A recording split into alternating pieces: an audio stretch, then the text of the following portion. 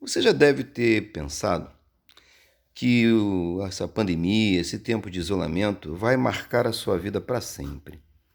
Daqui a 10, 20, 30, não sei quantos anos, você vai estar pensando sobre o quanto que isso marcou a sua história e das pessoas com quem você convive.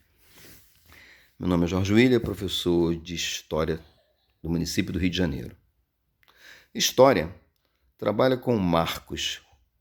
Marcos são coisas que marcam, os chamados marcos históricos. Os historiadores usam os marcos históricos para subdividir a história. Dizer que em algum momento alguma coisa marcou a história a ponto de modificá-la e ele então passar a tratar com outro nome. Assim como a pandemia marca a nossa vida, vai marcar provavelmente, também outros fatos marcaram a história.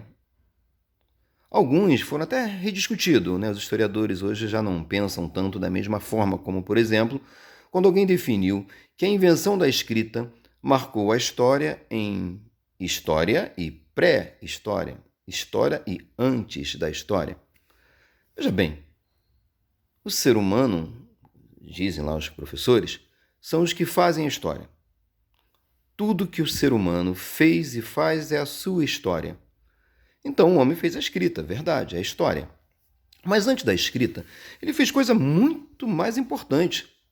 Controlar o fogo, por exemplo, criar a agricultura, coisas que nos permitem sobreviver até hoje.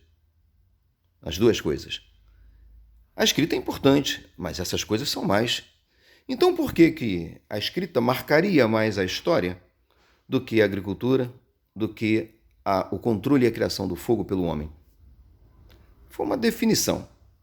Alguém chegou à conclusão, decidiu desta forma, de que ali começaria a história do homem. Veja bem, história, portanto, tem esses marcos. Os marcos têm que ser discutidos. Alguns marcam mesmo, como a escrita marcou, mas teve coisas que marcaram antes. Isso demonstrava um certo preconceito do historiador, que achava que história tinha a ver com a criação da escrita, porque com a escrita o homem registrou os acontecimentos. Aí o historiador esqueceu de pensar duas coisas. Número 1. Há outras formas de registrar os acontecimentos. Os desenhos, por exemplo, que foram feitos nas cavernas. Hoje em dia, por exemplo, uma fotografia, um vídeo. No passado não tinha vídeo, mas tinha desenho na caverna. O homem registrou algumas coisas da sua vida ali. Fora que, às vezes, deixar para a história um pedaço de uma ferramenta também pode ser um registro. Então, o registro não necessariamente tem que ser escrito. Isso mostrava que se achava que, ao escrever, era mais importante fato da história humana. E é claro que quem escrevia era uma minoria, normalmente servindo a uma elite ou à própria elite. Portanto, a história ela vai rediscutir os seus marcos. A Idade Moderna, por exemplo, dizem que se deu a partir de 1453, quando os turcos tomaram a cidade de Constantinopla, que era uma cidade lá na Europa muito importante para fazer o comércio. Portugueses e espanhóis, por exemplo, tiveram que procurar um caminho novo para chegar até as Índias para fazer o comércio. Nessa tentativa de chegar até lá, acabaram descobrindo diversos territórios e tomando diversos territórios da África e diversos territórios da América.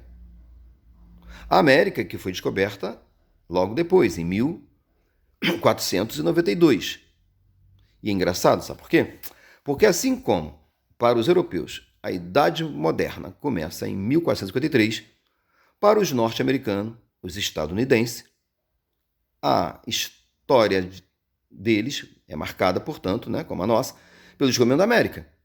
E por isso eles definem que a Idade Moderna começa em 1492.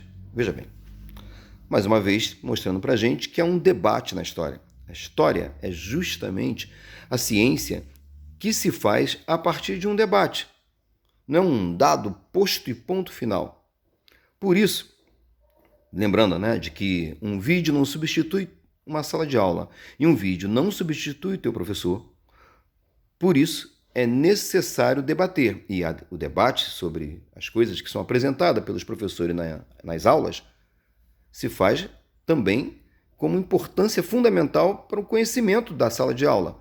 Assim, debater sobre os marcos históricos, debater por que essa data é dita como fundamental, é importante. Num vídeo não dá para fazer isso.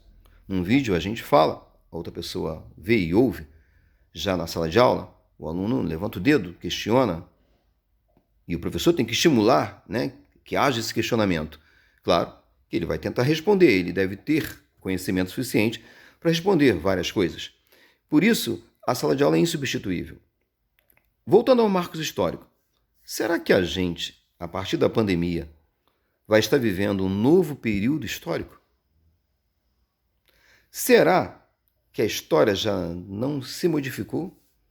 Será que foi agora por causa da pandemia? Ou será que foi quando as Torres Gêmeas foram atacadas e os 2 prédios americanos caíram e aí começou a gerar novas guerras?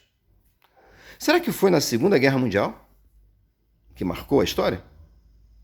Ou foi antes, na Primeira Guerra Mundial e logo ali no surgimento do primeiro Estado socialista?